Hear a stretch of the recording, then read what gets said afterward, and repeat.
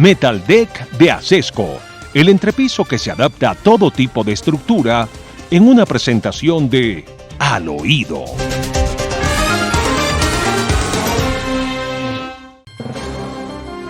Cuando se cometen equivocaciones hay que reconocerlas.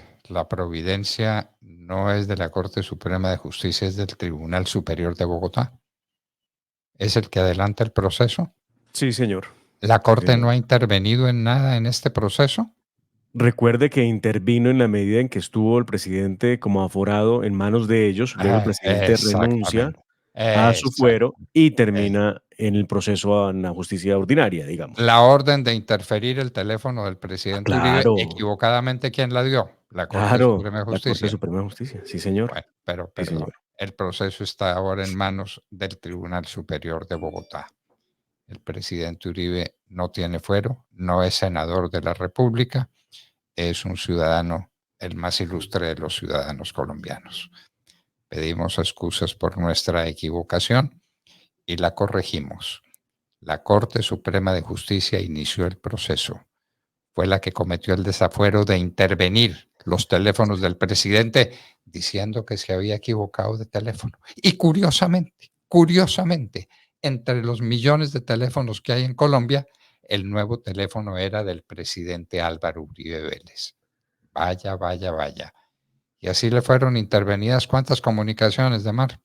Más de un mes de comunicaciones le intervino el presidente, aun cuando después en el desarrollo del proceso se supo que el investigador había dicho a sus superiores que la voz no correspondía a la de un representante por el departamento de Chocó, que era el que estaban interviniendo, supuestamente, y que por lo mismo preguntaba si seguía con el proceso o si terminaba la intervención.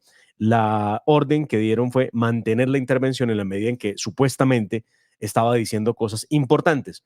Nada de esas miles de horas que interceptaron del presidente Uribe han sido utilizadas, doctor Fernando, en las filtraciones en Colombia para demostrar que él hubiera intervenido, hubiera pretendido llevar o buscar, comprar, constreñir testigos a su favor. Ninguna grabación, por ninguna parte. Y todo esto por cuenta, recuerde usted, del famoso Juan Guillermo Monsalve, ¿no? Al que no se sabe si es ex paramilitar o simplemente un criminal más de todos, igual, bueno, todos son criminales, que se convirtió en el testigo clave y que logró unas comodidades increíbles en la cárcel. ¿Recuerda usted? Entraban mujeres, trago costoso, tenía celulares, tenía televisor, computadores, tenía de todo en la cárcel. Alguien le había dado las comodidades a Monsalve para que siguiera colaborando, lo digo entre comillas, con la justicia. Y ese es el testigo en contra del expresidente Uribe. Bueno, ¿cómo le parece, pues? El alcance moral, el valor moral que tienen las investigaciones contra el presidente Uribe. Una equivocación de teléfono que curiosamente desembocó en un teléfono del presidente Uribe y ni así pudieron encontrar ni sombra de un delito cometido por el presidente Uribe. Bueno, y finalmente las declaraciones de este sujeto. Ahora lo que viene, doctor Fernando, es que se radique ese escrito de acusación en contra del presidente Uribe y que el juzgado 41 programe la audiencia de formulación de acusación en contra del expresidente. Esto perfectamente podrá tardar un año o cosas por el estilo. No, pues llevamos 5. Llevamos 5 de proceso. Y aparecen decisiones justo en momentos en que vamos a elecciones. Siempre lo mismo. Escuchemos, doctor Fernando, qué dijo el expresidente Uribe ayer al conocer de esta que es una filtración. Esta es una filtración porque no existe, a él no lo han llamado, no le han dicho y él tuvo que salir porque en las redes sociales empezaron a ambientar que efectivamente a él hoy el tribunal lo va a notificar de su situación. Entonces él tuvo que salir a reaccionar, el Tribunal Superior de Bogotá, que decide no archivar supuestamente la investigación en contra del expresidente Uribe por fraude procesal y soborno a testigos, que son los 2 cargos. Aquí está el audio y la voz, la presencia del presidente Uribe ayer. Ninguno de los testigos ha podido desvirtuar mi afirmación de que yo nunca tomé la iniciativa para ir a buscar presos. Simplemente pedí que se verificara si las informaciones que me llegaban a mí, de que personas como el senador Cepeda los buscaba, les ofrecía recompensas para que me acusaran injustamente si eso era verdad. Pero a pesar de que todos los testigos lo han dicho, se me lleva a juicio. Yo esperaba que esa unanimidad de los testigos sobre el tema permitiera que se fallara en mi favor, lo que no ha ocurrido. Pero también es muy importante decir lo siguiente. El proceso empezó con vicios. Fue un proceso que empezó en la sala penal de la Corte y que parecía una vindicta contra mí por algunas diferencias que tuve con la Corte en el ejercicio presidencial. Se preguntó si existía ese proceso, me dijeron que no. Quien presidía la Corte en el momento hablaba en los medios de comunicación.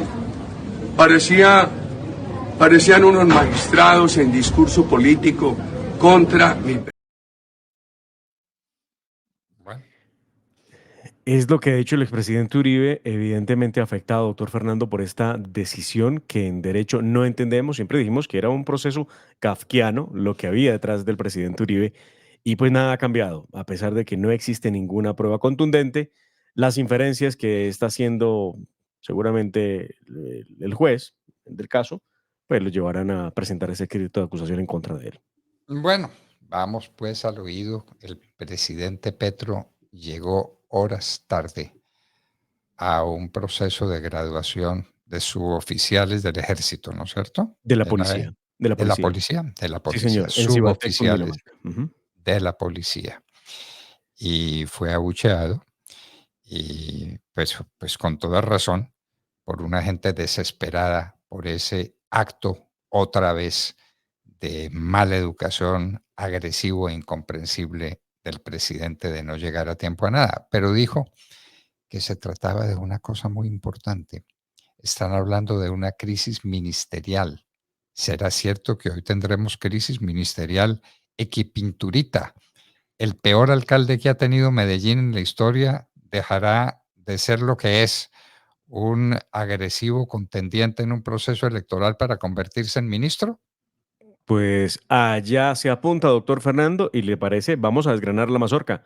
Empecemos por lo que ocurrió en Cibaté, en Cundinamarca, esperando al presidente Petro, que no llegó, por supuesto, a tiempo, y la gente empezó a gritar sin Petro, porque estaban cansados de estar ahí esperando que llegara el líder de la galaxia a hablarles de cualquier cosa, que además, ojo con lo que va a decir, porque tiene discurso, corto, pero lo tuvo. Y ahí dice cosas que me parece que son importantes. Veamos primero el malestar de la gente, de los ciudadanos, justo antes de que llegara Gustavo Petro, o en medio del abucheo, porque además cuando llegó Gustavo Petro lo encendieron a abucheo también, porque no lo querían ver allí. Veamos las imágenes.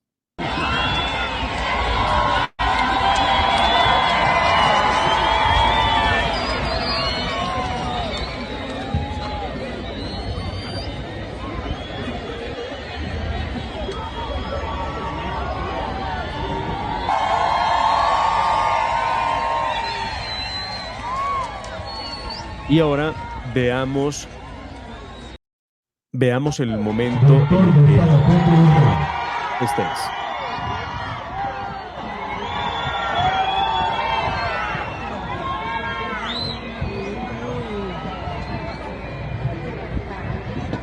Ahí escuchaban ustedes cuando la gente le gritaba fuera al presidente Gustavo Petro.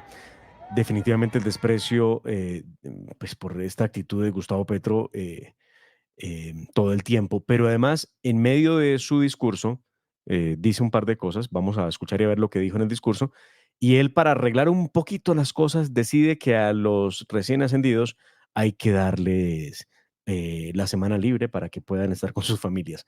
Ay, Petro. Veamos qué fue lo que dijo en el discurso. Lamentablemente darán mucho que hablar aquí para mis amigos de la prensa, y en donde en cierta forma me jugaré buena parte de la existencia del gobierno. Nos concitaron esta mañana a reuniones urgentes y por eso llegamos algo retardados, no es excusa. Ya verán ustedes lo que eso significaba, no es el momento de hablar de ello.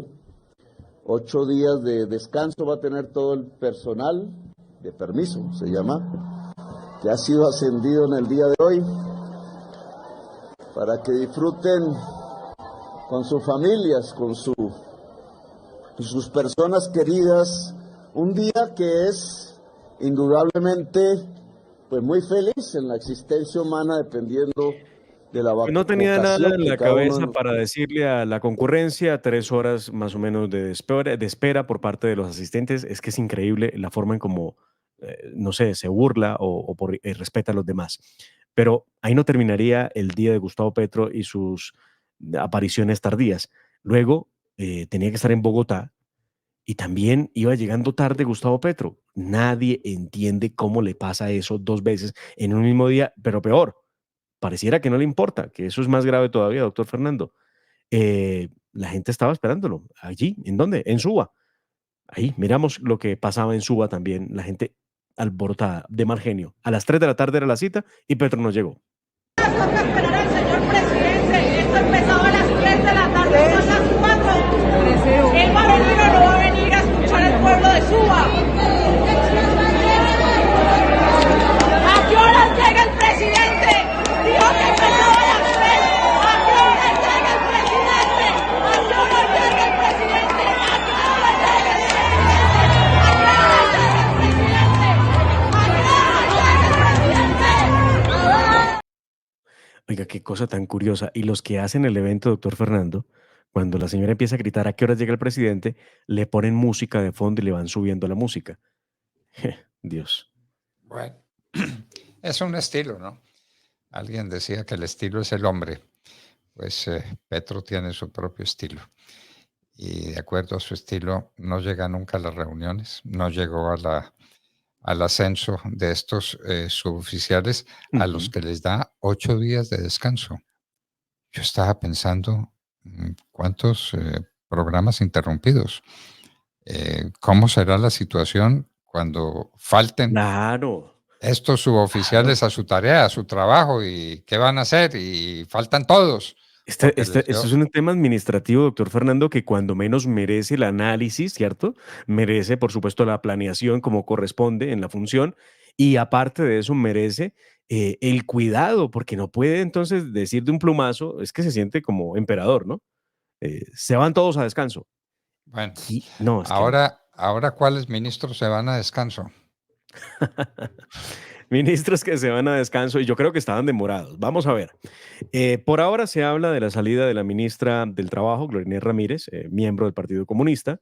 Se habla de Luis Fernando Velasco, que hoy se siente es que más liberal que nunca. Vaya cosa curiosa, Luis Fernando Velasco, el ministro del Interior. Se habla de la salida del canciller Álvaro Leiva, que ha metido la pata hasta más no poder. Mientras Petro dice que hay que hacer un proceso transparente para entregar el contrato de los pasaportes de la Cancillería, su ministro Álvaro Leiva, pues de nuevo entrega a dedo con una figura de urgencia manifiesta a Tomás Gregan Sons. Y me queda faltando el último, que es Mauricio Liscano, el ministro de las Telecomunicaciones, quien también saldría a descanso. Y en el caso de Mauricio Liscano, aparentemente es el único que ya tiene reemplazo listo. Por estos días ese reemplazo está trabajando mucho en favor de ese candidato que no despega, Upegui, y vendría entonces Pinturita, conocido así, después del 2021, a reemplazar a Mauricio Liscano en el Ministerio de las Comunicaciones. Vaya premio el que le da Gustavo Petro a Daniel Quintero. ¿Y qué sabrá Pinturita de comunicaciones? Bueno, Recuerdo que este señor fue viceministro del ministerio en algún momento, en la época de Santos, si mal no estoy. mm, de- Pero evidentemente él sabe de otras cosas. Pero muy no. bien, muy bien. Entonces, hablemos de otro tema y un tema serio. La ANDI alerta por un apagón en la prestación de los servicios de salud. Cuidado, están jugando con la salud, quieren acabar con las EPS. Hay unas deudas acumuladas enormes y la ANDI advierta, puede haber un apagón en los servicios de salud. Esto es muy grave, doctor Fernando, porque se habla de un déficit que se estima entre los 6.4 y los 6,9 billones de pesos en el sistema. Muy De grave. déficit, de De déficit. déficit, sí, señor. Muy bien, muy bien. Y mientras estamos en esta situación tan espantosa, tan difícil que puede llevarnos a una crisis de salud en el país. El ministro Guillermo Alfonso Jaramillo, el ministro de Salud, dice que hay que acabar con el SOAT. Hay que acabar con el SOAT. El SOAT que ha permitido, doctor Fernando, recaudar los recursos precisamente para hacer posible la atención de todos los que son siniestros viables y problemas que se generan precisamente después de un accidente. El ministro dice que hay que acabarlo. Ya empezaron a acabarlo. El año pasado, en diciembre, Gustavo Petro y su gobierno ordenaron rebajar el 50% para algunos vehículos, en su mayoría, pues ahí hay taxis, ahí hay buses, hay motos de menos de 200 centímetros cúbicos, carros de 1.500 centímetros cúbicos, y esa baja en el SOAT generó un hueco fiscal de más de 800.000 millones de pesos. Entonces hoy, cuando no saben qué hacer con el hueco que crearon, ya hablan de que lo mejor sería eliminar el SOAT. Y ya Petro dijo que ahí había mafias y no sé qué cosas. Oiga, ¿de verdad van a acabar con el sistema por vías de hecho? Yo pensé que lo iban a hacer por la ley. No, no, no. A punta de vías de hecho van a acabar el sistema. Un sistema que ha funcionado con los defectos y los problemas que tiene todo sistema administrativo en Colombia, pero esto ha funcionado y la gente está pagando el SOAT y sabe que si tiene algún accidente de tránsito hay recursos con que atenderlo. Y el ministro de Salud, ¿cómo propone que se reemplacen los recursos del SOAT? Ah, no. No, él dice que todo eso tiene que ser, que todo tiene que estar en el sistema de salud. No Muy dice de bien, dónde los pero recursos, claro, pero no, no, no, eso no está, eso no. claro, porque es que la gente paga el SOAT, todos pagamos el SOAT cuando vamos a hacer una diligencia con nuestro carro, tenemos que estar al día. Claro, Muy claro, bien, todos debemos tenerlo. ¿y ese dinero de dónde va a salir ahora? Bueno, buena pregunta. El Bueno, ministro no nos ha dicho todavía cómo la va a resolver. muy bien, muy bien. Entonces, ojo, ojo a lo que dice el director de la ANDI sobre un apagón en la prestación de los servicios de salud. Ah, Cuidado. y ojo, claro, menos mal usted me acordó ahora de un tema cuando hablamos del tema de salud. Recuerde usted que esta semana no se pudo votar la reforma a la salud. Hubo una comisión que salió a decirle al país que había habido algunos cambios, pero quienes han analizado, como ASEMI, la reforma a la salud y esos cambios dijeron no viene nada diferente. Todo sigue igual. La propuesta de acabar con las EPS es una realidad. El plan complementario se acaba. La salud prepagada se acaba. Eso sigue igual en el texto que analizaron en la subcomisión de la Cámara de Representantes. Intentaron votar el proyecto en segundo debate en la Cámara de Representantes entre martes y miércoles y no fue posible. Lo último que ocurrió fue que no hubo quórum para votarlo. En ese orden de ideas se aplazó la votación. Pero qué cosa curiosa, el gobierno Petro está buscando mayorías para poder pasar como una planadora con la reforma. Y ahora me acuerdo de un detalle que hay que estar muy atentos, doctor Fernando, porque nos dicen que el doctor Simón Gaviria, hijo del expresidente César Gaviria, sería uno de esos hombres que viene a reforzar el equipo de gobierno, no sé si en el Ministerio del Interior o en la Cancillería, aunque creo más en el Ministerio del Interior. Eh, con esta, o sea, habida cuentas, el Partido Liberal quedaría untado de mermelada y bueno, yo creo que sería más fácil para ellos poder tramitar la reforma. Hágame el favor, hágame el favor. El Partido Liberal asociado al partido de Petro y a los partidos que acompañan a Petro, que son partidos de extrema izquierda, el Partido Liberal también con Simón Gaviria. Increíble, increíble, pero bueno, usted dice que puede suceder y eso lo sabríamos en el curso del día. Pues doctor Fernando, inclusive pensé anoche, como estaban las cosas, pensé que amaneceríamos con la noticia, porque ayer Gustavo Petro, cuando decía que no era una excusa, pero que era una excusa, de su llegada tarde a Cibaté, hablaba de dos hechos importantes que iba a tener Colombia en las próximas horas. Por eso pensamos que se puede dar la noticia en cualquier momento. Muy bien, de manera que en vísperas de una crisis ministerial y la noticia sería que el Partido Liberal entra al gobierno porque Simoncito va a tener un puesto muy importante en el gobierno. Bueno, Vaya, vaya. nunca ha salido, ¿no? Nunca ha salido porque se declararon de gobierno, partido de gobierno, como lo hizo la U, como lo hizo el Partido Conservador, una vez inició el gobierno de Gustavo Petro. Nunca se fueron realmente. Y hubo por ahí una forma de hacerse desear y creo yo que van a darle en la Pepa, donde ellos quieren. Vamos a ver qué pasa.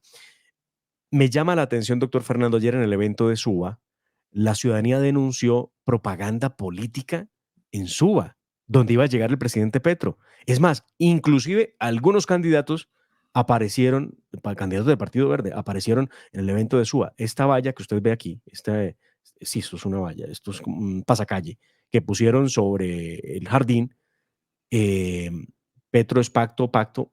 Esto significa, esto es publicidad política. ¿Por qué nadie se pronuncia sobre eso? Evidentemente sabemos a qué están jugando, porque vaya coincidencia, en un año no habían inventado ninguna cosa para Bogotá con el gobierno nacional. Ahora que estamos a puertas de elecciones, pues sí se inventó. Pero hay ocurrencias. Ayer el presidente Petro dijo que íbamos a conectarnos con la China a través de un canal interoceánico. Y que íbamos ¿De verdad? No, Sí, no, sí, sí, no, no, no, sí. Y no, que vamos a recuperar la ruta de la seda y Colombia va a ser parte de la ruta de la seda. la ruta de la seda. Con China, un canal interoceánico entre China y Colombia. Vamos a tener un canal, sí, subterráneo, no sé qué cosa. Veamos y escuchemos qué fue lo que dijo el presidente Petro hace unas horas. Se está secando por la crisis climática. Y el canal que pasa ese lago y después de Panamá, famoso canal de Panamá, por el cual perdimos a Panamá, porque la oligarquía colombiana se vendió, pero esa es otra historia. Es al secarse, entonces los grandes barcos no pasan de ningún lado al otro, y entonces el canal de Panamá empieza a colapsar y las líneas férreas podrían ayudar, ganando Colombia en el sentido que puede cobrar peaje por todos los containers del comercio internacional que pasen por allí, de allí, del Pacífico al Atlántico, del Atlántico al Pacífico. Esa es la idea que vamos a proponer. Bueno, eso obviamente no es en un gobierno, eso son formas de financiación, esos son estudios que hay que realizar en unas vías férreas que ya existen, entre otras cosas, en buena parte del recorrido, porque nuestros abuelos construyeron una red férrea que unos señores dejaron destruir. Y allí vamos a hablar del metro. ¿Qué es esto? Una línea férrea pasando el tapón del Darién. Me imagino, yo no sé si tiene que ver con su proyecto de campaña de construir el tren aéreo entre Buenaventura y Barranquilla. No lo entiendo cómo lo conecta, pero él dice que él va a hablar de esto con Xi Jinping para hacer posible no utilizar el canal de Panamá, sino convertir a Colombia en una ruta. Por eso habló de la ruta de la seda. En un ratico se construye. ¿Cuántos años tardó la construcción del canal de Panamá? Pues lo construye Petro con un discurso. Con un discurso construye un canal o una comunicación entre el Pacífico y el Atlántico por Colombia. Imagínese usted lo que eso representa. Imagínese Eso es usted rápido. los estudios que hay que hacer, las inversiones que hay que hacer, de qué tamaño sería un proceso similar. Ya México lo está haciendo, ¿no? Sí, Hoy señor. di la noticia, sí, señor, Sí. un canal, una línea férrea que comunica el Atlántico con el Pacífico en México y está muy avanzada en su construcción, pero Colombia va a ser otro. Colombia va a ser otro, lo dijo Gustavo Petro, de manera que pónganle la firma, y es que tuvimos allá un ferrocarril que algunos dejaron caer. ¿Cuál sería el ferrocarril que teníamos allá? Bueno. No, ni idea. En fin, y que perdimos a Panamá porque la oligarquía colombiana no quiso defender a Panamá. Hágame el favor. Bueno, en fin, estas son cosas que pasan, queridos amigos, y entonces nos tenemos que ver y estar juntos y conversar con estos problemas capitales de Colombia y del mundo aquí desde la hora de la verdad. Los esperamos el lunes a las 6 en punto de la mañana, cuando estaremos de regreso, Dios mediante. La familia Ramírez duerme tranquila porque su techo está bien hecho. Bien hecho como las cubiertas Asesco. Por su doble capa protectora, son ultra resistentes a la corrosión y al paso del tiempo. Para que tu techo quede bien hecho, exige calidad Asesco. www.lahoradelaverdad.com.co. Escúchenos desde cualquier parte del mundo a través de nuestra página de internet.